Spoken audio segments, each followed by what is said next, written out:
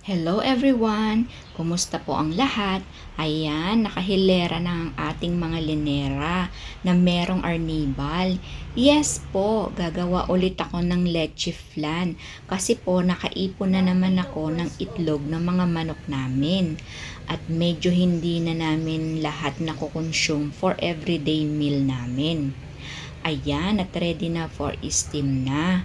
Bali, nalagyan ko na ng foil para hindi magpatak yung moist dun sa mga leche flan na ini-steam ko. Inaayos ko sa steamer para hindi matapon ang mixture ng leche flan natin. Ang mahal pa naman ngayon ng gatas, di ba? Ayan, at naisalang ko na rin. Maghihintay na lang ako ng 30 to 45 minutes sa pag-steam ng mga leche flan. Tignan nyo naman po si Bebe Simon at napakasipag. Napakalaking tulong na po talaga sa akin ni Simon at tinutulungan akong hinuhugasan na niya yung mga pinaggamitan ko sa paggawa ng leche flan.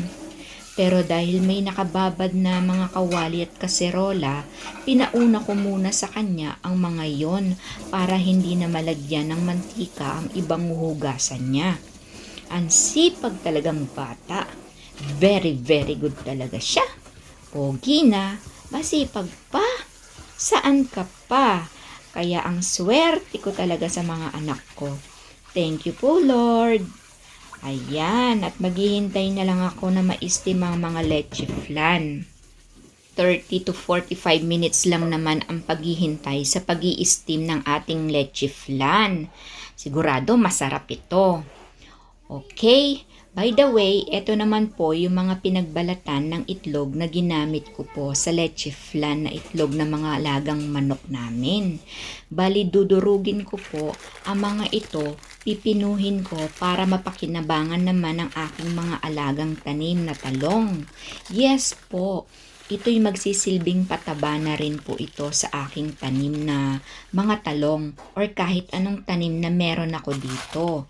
Yes po, ginagawa kong pataba at yung mga pinagbalatan ko ng mga gulay, iniipon ko din at ibababad sa timba na may tubig. Para yun po ang aking ididilig na magiging pataba na rin sa mga tanim ko. Ayan, at matapos ko na rin durugin ang mga balat ng itlog. Ibubudbud ko naman ito para ma-absorb ng mga ugat ng mga talong at didiligan ko na rin agad para mas madaling ma-absorb ng mga talong para maging malago at mamumulaklak na agad at may mga mamunga na agad. Dinadagdagan ko nga po pala ng dumi ng mga alaga kong manok na nagsisilbi rin pong fertilizer. O diba, organic ang mga yarn. Nilagay ko po rin dyan sila para nasisikatan din sila ng araw. Kasi gusto ng mga talong yung direct sunlight. O diba, may nalalaman pa akong direct sunlight. Pero totoo naman po talaga yon. Gusto ng mga talong ang sikat ng araw. Meron na nga rin po akong nakikitang bubuyog kasi nga po meron na mga bulaklak.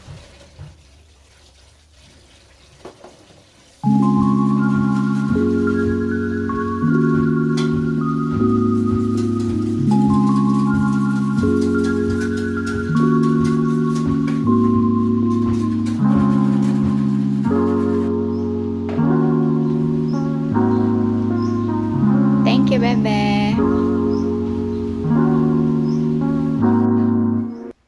Relate ba kayo sa akin mga mamshi na habang bata pa lang ang ating mga anak ay turuan na natin sila ng mga gawaing bahay na in the future dala-dala nila yung mga itinuro natin sa kanila.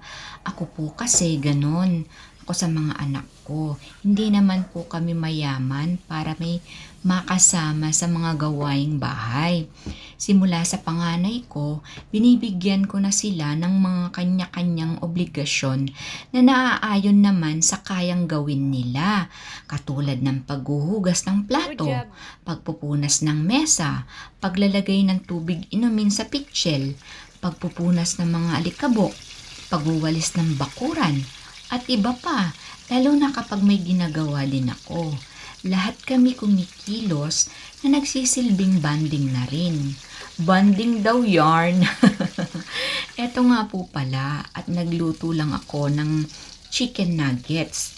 Yan daw po ang gusto ni Simon. At nagpitas na rin ako ng okra at talong sa aking mga tanim. O di ba, malaking katipiran kapag may pananim sa bakuran. Kaya ako sinisikap ko din magtanim ng pwede kahit sa paso at timbalang. Nagbukas na nga lang din ako ng sardinas na ipapartner sa talong at okra. O di ba, nakaraos na naman ng mga people sa simpleng hapag.